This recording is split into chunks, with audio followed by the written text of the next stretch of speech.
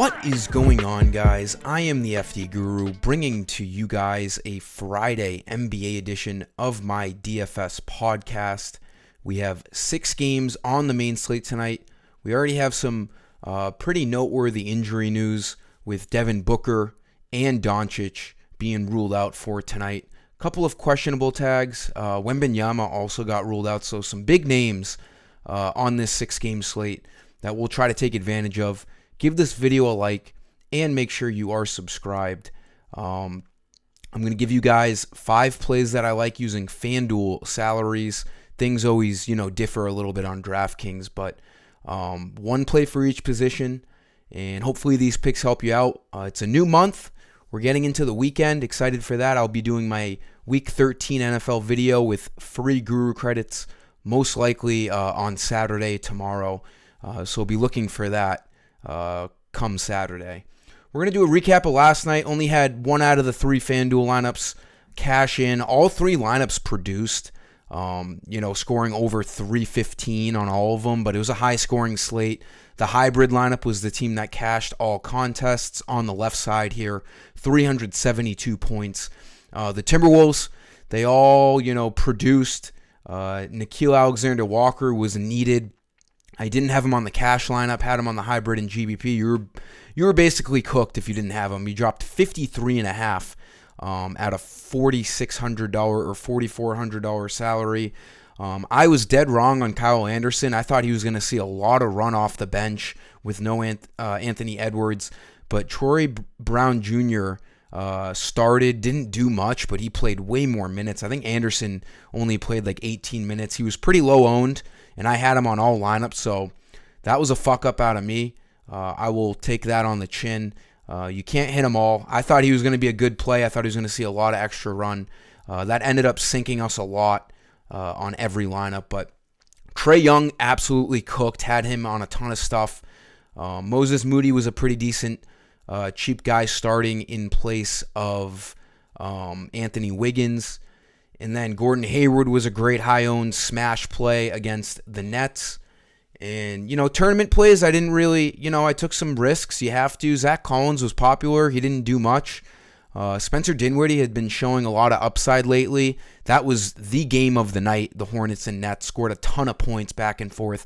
He just wasn't really involved, which was pretty surprising. But overall, I had Karl Anthony Towns on every lineup. He cooked. Anthony Davis at low ownership on the hybrid was the main reason why we did so well. So, new day today. Let's get after it.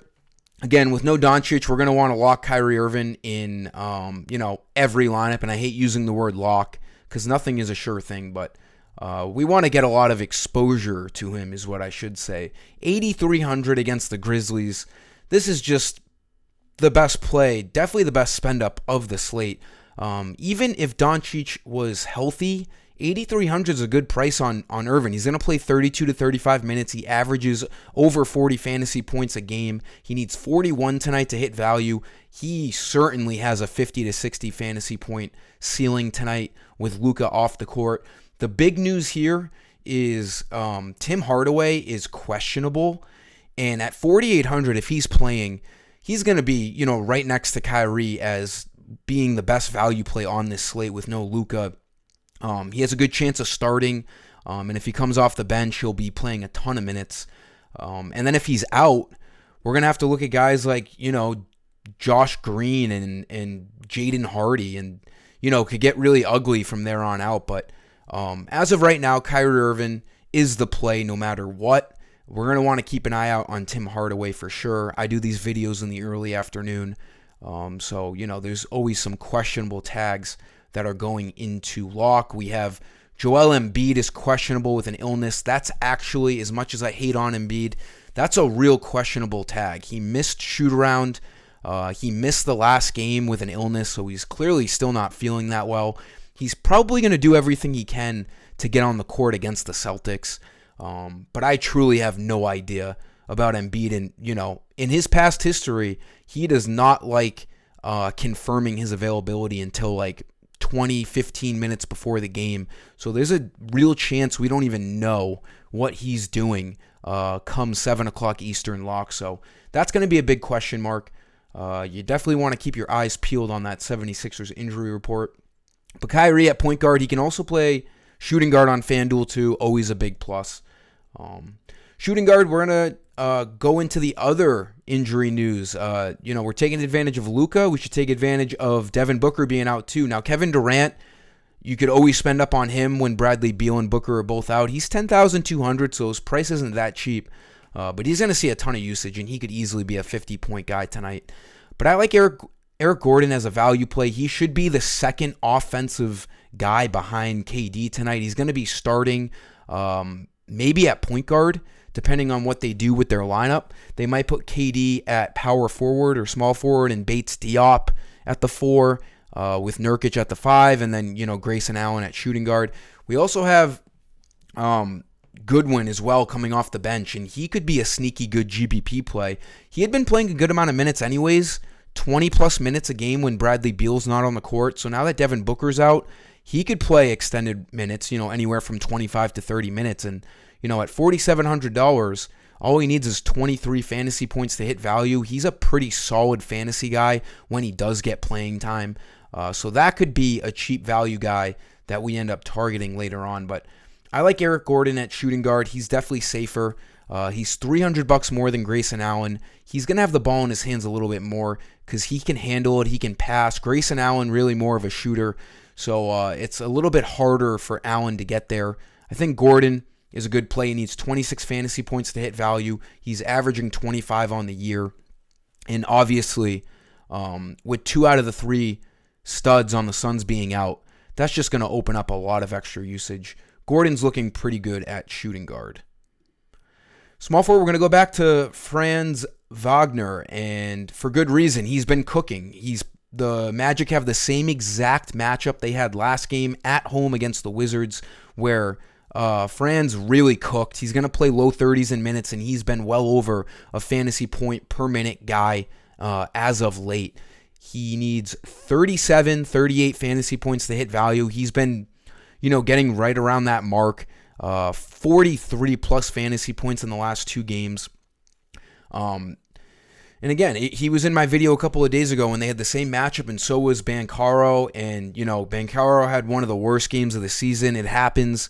He's probably going to get targeted again. I don't know what I'm going to do with him. I feel a lot more comfortable picking Franz tonight just because he's been consistent. But, Paolo had been consistent until that dud last game. So in DFS, you can't really hold grudges over one game.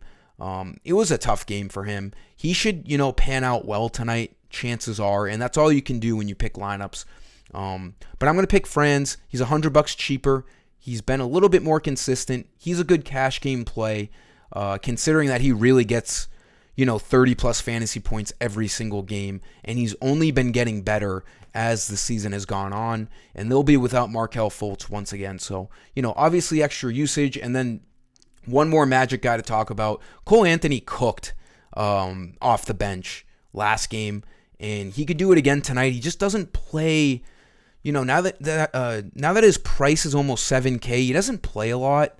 I need to see consistent 30-plus minutes if I'm going to roster a 7K guy. He's been unbelievable over the last 2 games, but, there's definitely risk with Cole Anthony. High risk, high reward kind of guy if you want to toss him in a GPP. Definitely don't hate it. He has shown he can get there the last 2 games. But I like, if I were to, grade these guys out, it's definitely Franz number 1, Banchero number 2, maybe even like a 1B, and then Cole Anthony definitely at number 3. Power forward, we're going to go to a guy who, it's a rare multi-position eligibility. Point guard, power forward, Jeremy Sochan on the Spurs with no Victor Wembanyama. Sochan's coming off of a great game against the Hawks just a night ago. 35 minutes, 33, 8, and 6. By far, his best game of his career. 49.6 fantasy points. Obviously, he will see plenty of extra usage with no Wembanyama on the court, as will the rest of these Spurs. Zach Collins Keldon Johnson's going to be the main guy on offense tonight. But Sochan, I like him at power forward, 5,600. He needs 27 fantasy points to hit value. He's almost averaging that on the year. He's going to grade out really well tonight with no Wembanyama. Obviously, Wembanyama is a massive usage guy. The one thing we do have to worry about in this game, though, is a blowout. Now that the Pelicans have McCollum back and they're at home and the Spurs don't have Wembanyama, it's currently a 12.5 point spread. So things could get ugly. I think Sochan is going to get plenty of run. It is tough to predict Popovich's rotations and minutes. He can get really wonky on any given night, but Sochan is definitely one of Popovich's top favorite guys to play next to Keldon Johnson. So I think his minutes are pretty safe. We can expect him to play anywhere from 28 to 35 minutes tonight. And at that price, with no Wembanyama on the court, he's going to look pretty damn good as a value play at either point guard or power forward. We got to put him at the power forward. And then for center, I was looking at Nurkic with no Booker and Beal, and they have a good matchup tonight against the Nuggets. It should be tight. I think it's a high over-under, 226, not bad.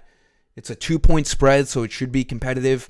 He's been really good. His price has gone up a little bit, but he should have definitely extra usage on this team tonight with no Devin Booker. 7,600, he needs 37 fantasy points to hit value. He has done that in, 5 out of his last 6 games, with 3 of those 6 games being 42 to 48 point games. So he's been playing well as of late. You could definitely go to Nurkic. I'm going to put in Al Horford. Now, center looks really thin as of right now. There's not a ton of value. If Embiid gets ruled out, we'll have a different story. But Al Horford looks pretty good at 6,100. He's projected 29 fantasy points tonight. And the Celtics continue to play without Kristaps Porzingis. Horford is going to start and be the true big man tonight as Luke Cornett kind of plays mop-up duty as the backup 5. Horford at 6,100 looks good. He has represented a major upside over the last 4 games. He did have that one dud against Orlando, but Orlando's always a tough matchup. His minutes are solidified, which is, the main priority in NBA DFS is minutes, because you got to have your guys getting opportunities being on the court. He could easily be slated for 30 to 34 minutes tonight. He only played 28 against the Bulls because the Celtics blew them out last game. I don't know if you saw it, but they were doing a hack a Drummond at the end of the game, and they were up like 30 because it was a in-season tournament game, and the Celtics had to win by a certain amount of points to get to a certain spot in the bracket. So it was just funny to see. I love it. I don't think there should be any mercy. These guys are $1 million NBA players. If you're going to get butthurt over being blown out, maybe you should just play better defense and score the ball. That was just really funny to see them, fouling Drummond to get him to the free throw line just so they can win by 30. But that's why Horford only played 28 minutes. He absolutely cooked in those 28 minutes. 48 fantasy points. He got 38 the game before, 33 4 games ago, and then he had that dud, but that's okay. 3 out of 4 games is a good sample size without Porzingis. He's going to be starting, playing plenty of minutes. And this game, shouldn't turn into a blowout. Maybe it does if Embiid doesn't play. But we only have 6 games tonight, so we don't have like a ton of guys to really target. And like I said, center isn't, a great position tonight for value as of right now. So I'm going to go with Horford at 6,100. That'll do it for this video, guys. Drop a like. I appreciate it. Subscribe and be looking for that NFL video with free credits tomorrow on Saturday. Until next time, I am the FD Guru. Let's have a big Friday. Peace.